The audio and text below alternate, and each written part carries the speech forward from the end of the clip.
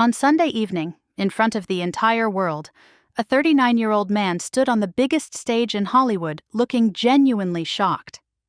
After more than 2 decades of grinding through television roles, box office hits, and some of the most physically demanding performances in modern cinema, Michael B. Jordan finally held an Academy Award in his hands. But the story of how he got there is not a simple overnight success tale. It is a carefully constructed, 2-decade journey built on one of the most powerful creative partnerships in the history of Hollywood, a relentless refusal to be typecast, and one single film that pushed him further than he had ever gone before. This is the complete story of Michael B. Jordan's road to Oscar glory. To truly appreciate the magnitude of this Oscar win, you have to go all the way back to the beginning. Michael B. Jordan didn't arrive in Hollywood from a drama school or a privileged background. He started acting at just 15 years old, landing his first major role as Wallace, a young and deeply vulnerable character in the critically acclaimed HBO drama The Wire. It was a small but memorable role that showcased something rare in such a young performer, an ability to convey enormous emotional weight without saying a single word. From there, he quietly built his resume through steady television work, including appearances in the soap opera All My Children and the beloved sports drama Friday Night Lights. He was working consistently, but the industry hadn't yet realized exactly what it had on its hands. That was about to change in 2013, when a young, relatively unknown filmmaker named Ryan Coogler came searching for the lead of his first feature film. That encounter would permanently alter the trajectory of both of their careers. Coogler's debut film, Fruitvale Station, was a deeply human and emotionally demanding drama telling the real-life story of Oscar Grant, a young man whose life was tragically cut short in Oakland, California. Jordan's performance in the film was nothing short of extraordinary. Critics immediately sat up and took notice, with several major publications comparing his raw, instinctive talent to a young Denzel Washington. It was the kind of praise that doesn't just build a career, it completely redefines one.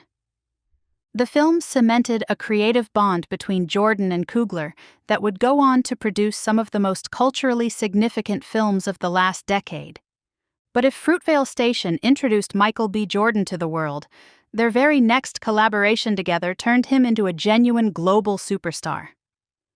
In 2015, Jordan and Coogler reunited for Creed, a continuation of the iconic Rocky franchise that could have easily been dismissed as a simple nostalgia play. Instead, it became one of the most compelling sports dramas in years. Jordan portrayed Adonis Creed, the son of legendary boxer Apollo Creed, training under an aging Rocky Balboa, while desperately trying to carve out his own identity and step out of his father's enormous shadow.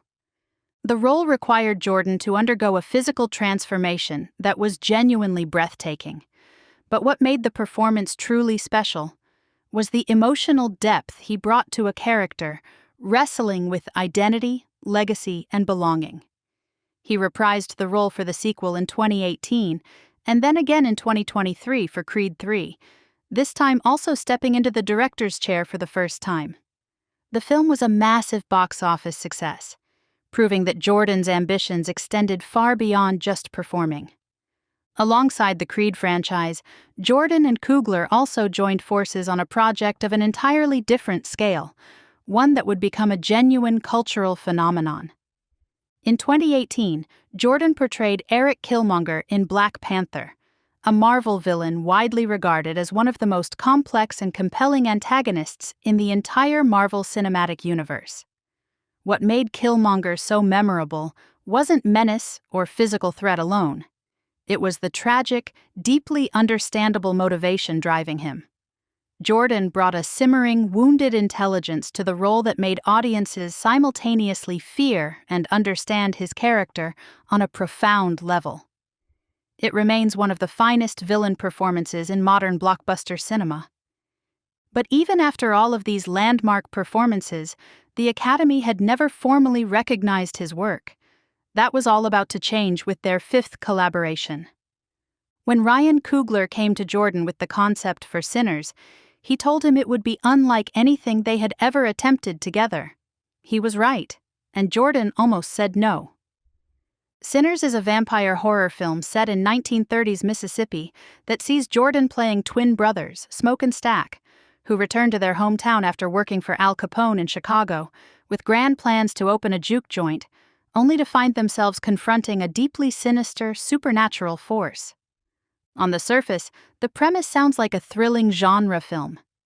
But the technical challenge facing Jordan was almost unprecedented. Playing identical twins in a single film meant that every single scene required two separate but completely consistent performances that had to perfectly mirror and respond to each other. Jordan described it to Vanity Fair as the hardest role he had ever played in his career, explaining that he completely lacked the freedom to improvise and be spontaneous. "Whatever brother goes first sets the rules and the boundaries," he explained, "because the second take that I do, I'm marrying to that first performance." To prepare, Jordan reportedly worked extensively with real-life identical twins as consultants, adding tiny but meaningful behavioral differences and physical habits to each brother to allow audiences to distinguish between them without the film ever spelling it out directly. The result was a performance so technically masterful and emotionally layered that the Academy couldn't ignore it, and neither could the entire awards season. Sinners entered the awards season with staggering momentum, ultimately earning a history-making 16 Academy Award nominations.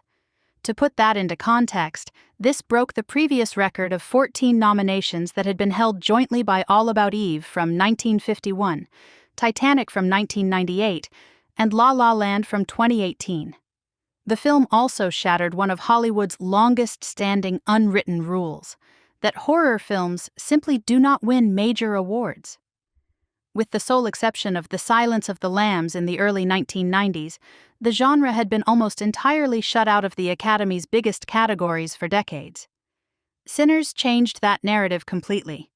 Jordan had already built significant momentum before Oscar night, winning the Best Actor prize at the Actor Awards, which gave him a powerful surge heading into the final stretch of the season. But nothing could fully prepare him for the moment his name was called on Sunday evening, beating out formidable competition including Timothée Chalamet and Leonardo DiCaprio. In his acceptance speech, Jordan paid tribute to the performers who came before him, acknowledging Sidney Poitier, Denzel Washington, and Halle Berry. He is now only the 7th Black performer in Academy history to win the Oscar for a leading role, a landmark achievement that carries enormous weight and historical significance. Michael B. Jordan's Oscar win is not a destination.